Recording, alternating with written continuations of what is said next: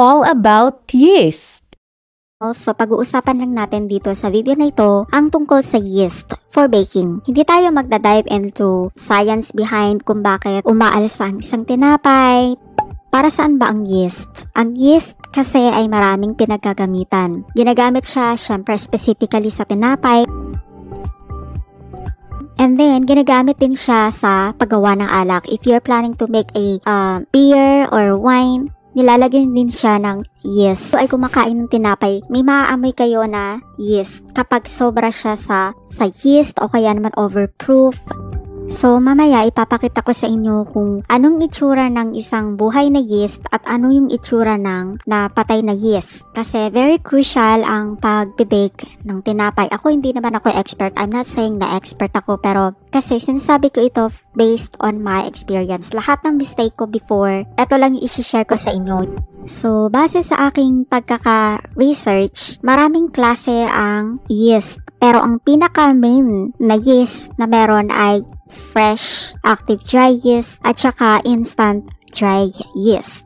Ang available na meron sa Pilipinas ay dalawa, instant at saka active dry yeast. Ang active dry yeast ang mas madalas na ginagamit ng mga professional baker at saka yung mga nasa bakery. Sila talaga yung mas gumagamit niyan.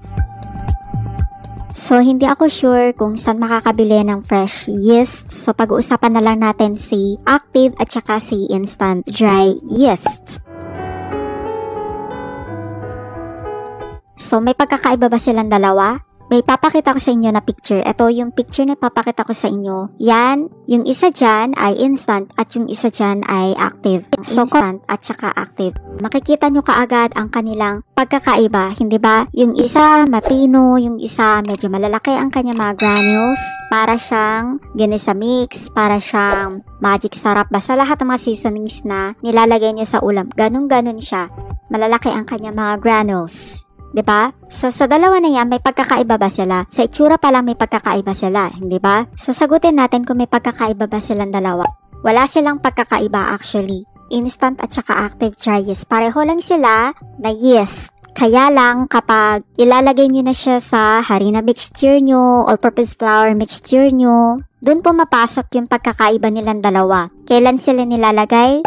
Kailan dapat sila ilalagay o dapat na bang ilagay? Doon po mapasok yung pagkakaiba nilang dalawa. Pero pareho lang, iisa lang yan. Dito sa active dry yeast, kailangan mo lang talaga siyang i-activate. Mamaya sa video natin, ipapakita ko sa inyo kung paano i-activate ang yeast, ang active dry yeast to be specific, at kung kailan naman dapat nilalagay ang instant dry yeast. At so sabihin na natin na bibili ka ng yeast.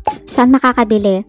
Kakabili po kayo niyan sa online. Basta enter nyo lang yeast for baking. Lalabas na yun, marami na. Makakabili rin kayo sa palengke. Sila ang pinakamarami ang binibenta niyan. Ito, mas makakabili talaga kayo sa bakery kasi sila ang pinakamarami ang stock ng yeast. Meron ako ipapakita sa inyo na mga ginamit ko noon at yung ginagamit ko pa rin hanggang ngayon. At saka ito na rin yung mga may re-recommend ko sa inyo na mga yeast. Instant lahat ito guys ha. Wala akong active dry yeast. Nakagamit ako ng active dry yeast.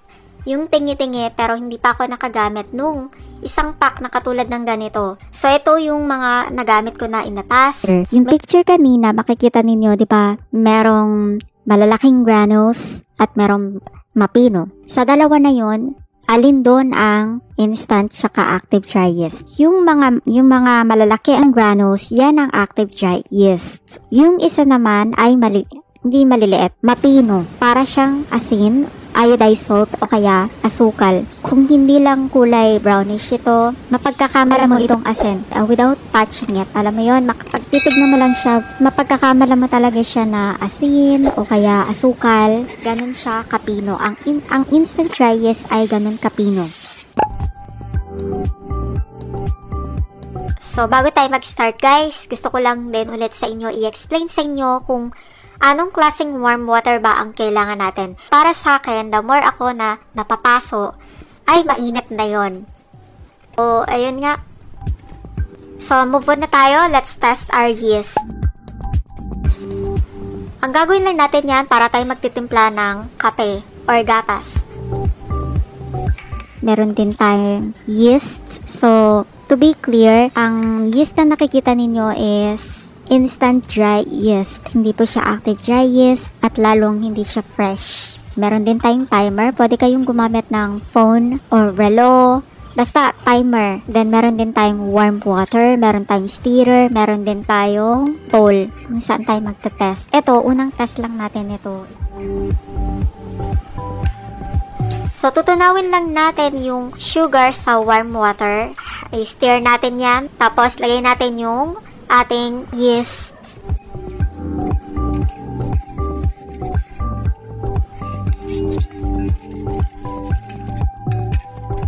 Set natin siya for 8 minutes. So, in less than 3 minutes, ay i-fast forward ko para makita ninyo yung bloom effect niya. Kung meron kayong mapapansin na bloom effect in 3 minutes. In 3 minutes. So, yun. Ibig sabihin nun is buhay ang aking yeast. Which is, okay pa ang aking yeast. Pag hindi yan ganyan at steady lang siya na parang mocha, as walang parang bubble sa pinaka surface niya, ibig sabihin, hindi yun okay yung yeast ninyo. Ibig sabihin, you have to change or place your yeast. Ito yung isa sa mga signs, guys, ha. Tandaan nyo yung itsura niya. Ganito yung itsura niya. Kapag buhay ang yeast ninyo, dapat meron siyang bubbles o kaya parang froth. Ganitong tsura niya sa surface, right? Ganyan dapat. Second test tayo ngayon. This time around, meron tayong dalawang bowl. Yung isa dyan ay patay na yeast, yung isa dyan ay active. Kagaya nung ginawa natin kanina, meron tayo ulit asukal. Siyempre, meron tayong yeast. Ito, marami na talaga siya. Ito yung sinasabi ko sa inyo na about to expire na, kaya gusto ko siyang dispose ng tama. Gagamitin ko na lang siya rito para hindi siya masayang. So, medyo dadamihan ko yan para mas makita nyo yung matinding effect niya. Yung matinding bloom effect niya. To be specific. So, meron din tayong timer. Of course, kailangan natin yan. 8 minutes ulit yung pang-test natin. Sa likod niyan, meron tayong warm water.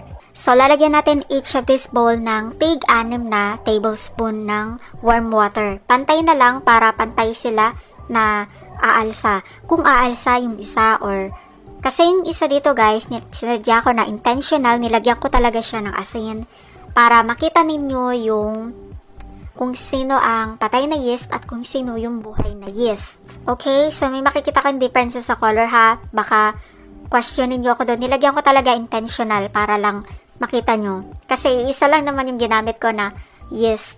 So, 1 tablespoon ng asukal. Tutunawin natin yan again.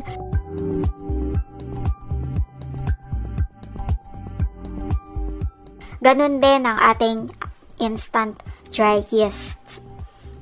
So, haluin nyo lang yan. Kailangan, tunaw yung asukal natin at saka yung yeast natin. Ganun din yung gagawin natin sa isa. And then, let's wait for this for 8 minutes to bloom. Tingnan natin kung alin sa kanilang dalawa ang magbo-bloom or yung buhay. So, panoorin nyo na lang, guys, ha?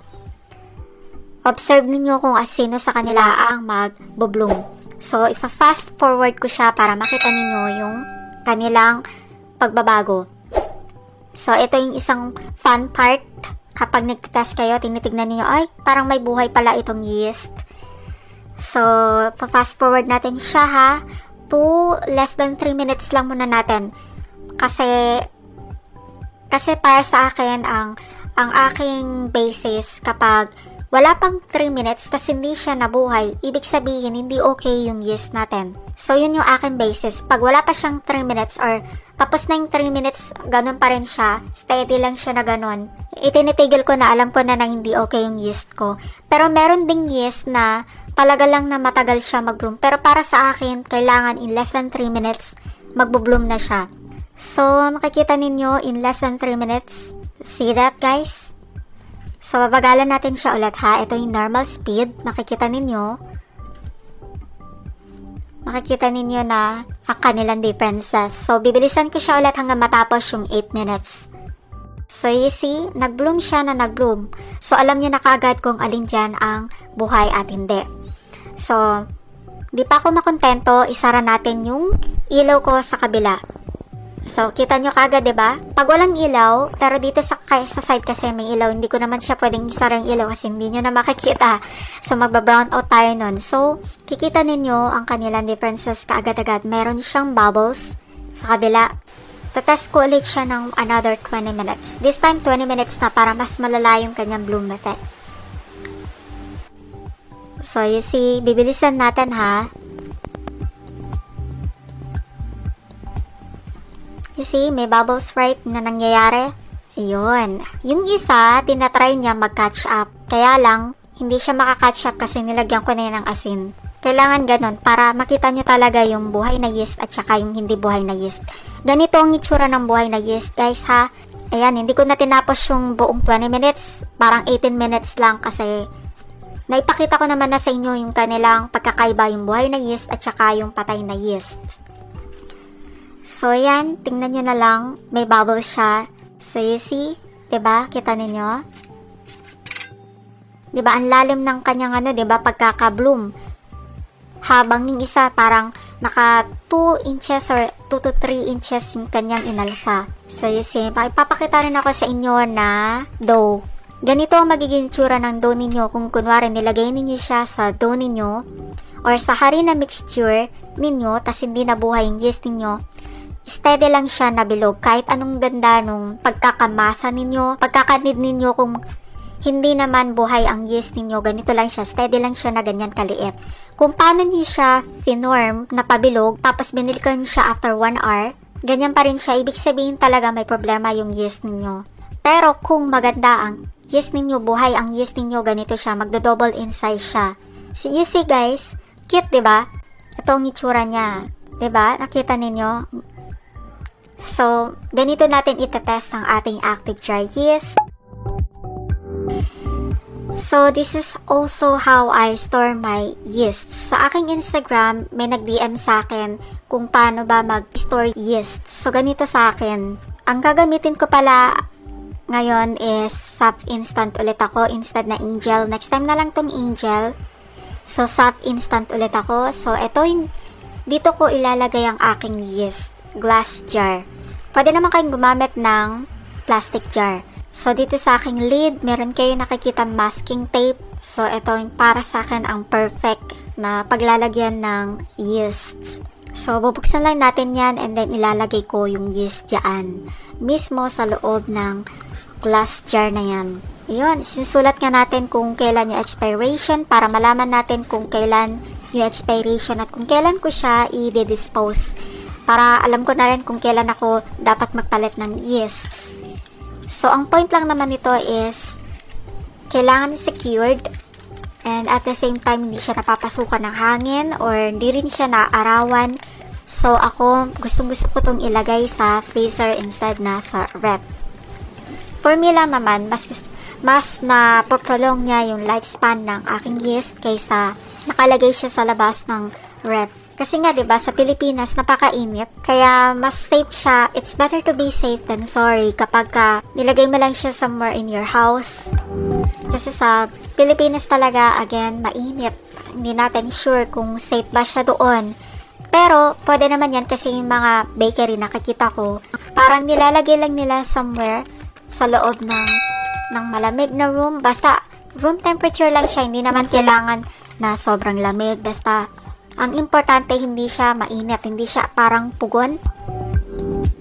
Isasuggest ko sa inyo na sa ref ninyo siya ilagay or sa freezer. Ako, personally, sa freezer ko siya nilalagay. So, yun. Doon ko lang siya nilalagay. Bubuksan ko lang siya pag kailangan ko na. So, ganito ang itsura ng yeast. Gaya ng sabi ko sa inyo kanina, napaka-pino, para siyang asin. So, yun lang. Sana nakatulong sa inyo ang video na to.